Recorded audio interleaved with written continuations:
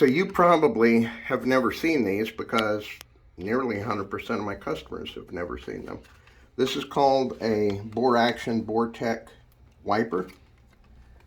Very important. And what this does, even for centerfire rifles, it's important to do because this is a centerfire action. You simply put the wiper on your cleaning rod. Notice it has a little spike there, a pike. Okay. So what you do is you take a patch, this time a 2x2 square patch, put it in the center, poke it in the center, poke it all the way through. Do a spritz of Impro, and notice the wiper shaped like the bolt, right? See the ears?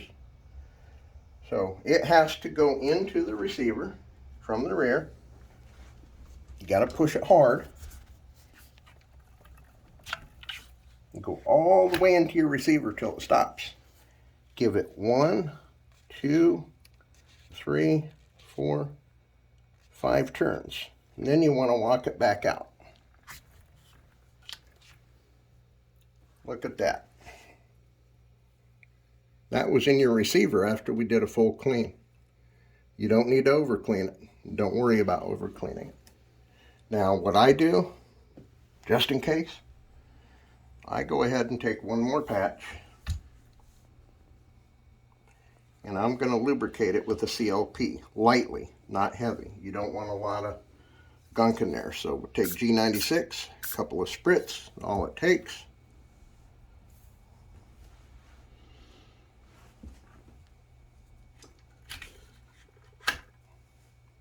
One, 2, 3, 4, 5 turns.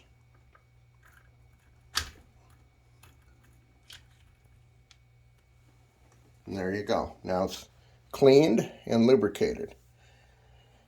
If you're anal about it, which is not a bad thing, go ahead and clean until you have a clean patch, but I almost guarantee you're not going to. Receivers are very dirty. That's where the carbon comes anyway, just from normal shooting and venting, not blowback, venting. This right here is considered a clean patch because it's got CLP. This is carbon removal, dirt, debris, so on and so forth, maybe rain, mud, snow. And this is the lubrication patch, a CLP. You don't need to run another patch unless you absolutely feel it's dirty. And you do that just by sight inspection. Take a look. If you think it's real dirty, give it another deep clean, that's all. But you want to go to boretech.com and definitely get one of these wipers. Very few people know about it. And what that does, it just makes everything smoother, including the engagement of your locking lugs. Because if you get debris or snow, ice, dirt, mud, corrosion, a couple little flecks of powder, just a couple flecks of powder, whatever, you're not going to be able to close your bolt. So this ensures, and it's even smoother than what it was before just a little while ago. So this makes a world of difference right here.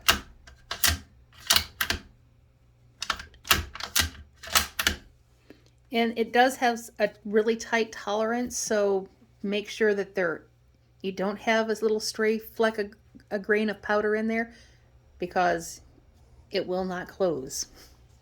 And the only time you're going to have that, now let me explain one thing, and this can happen, it happened to us at the range, a misfire. And you go, oh my God, I didn't build a rifle to have a misfire. The one thing we can't guarantee is quality of primers. These are the highest grade primers you can buy, but out of 1,000, 2,000, 5,000 batch, you can have one failure. It happens. Unfortunately, it happens. If it does, it just happens. But it's a 1 in 1,000 failure. I've never had a failure since we've been building. We had one module not fire properly. It happens. If you fire it and it does that, it will burn your powder, but it will drop your bullet probably about a foot. So it's just going to be a slow burn. When you do that, you want to clean from breech to muzzle and push all the gunpowder out and use your wiper blade to clean the powder. Otherwise, you're not going to thread your breech plug or close your bolt. Again, that probably will never happen again, but it can. And when it does, clean from breech to muzzle, not muzzle to breech. Otherwise, you're pushing all the spent unburnt powder into the breeching area. So hopefully you never have a misfire. You shouldn't. Let me also explain, misfires happen if you don't seat the bullet all the way onto your powder. You don't pack it down, you don't jam it down, but you do a firm seat of that bullet onto the powder. If you do that, and your bullet is tight fitting but not overly tight, you will have a 100% fire rate. It'll always fire like a center fire. So I hope you enjoy it. It turned out to be a really beautiful build. We're going to do outside wipe down with carnauba wax on the wood and lubrication on the metals. Out of the box, it's ready to shoot. But as we tell everybody, the one thing I want you to do before you shoot it, open the bolt, look through the breech.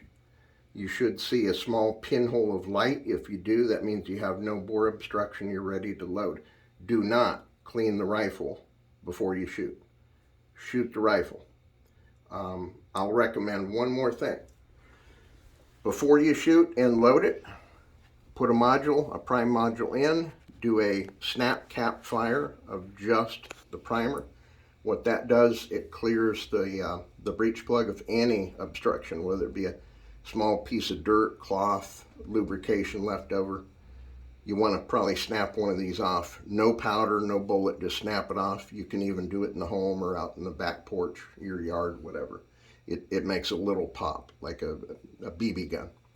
So go ahead and do that before you do a load or take it to the range, and that'll ensure you're going to fire 110% of the time. So you're ready to go.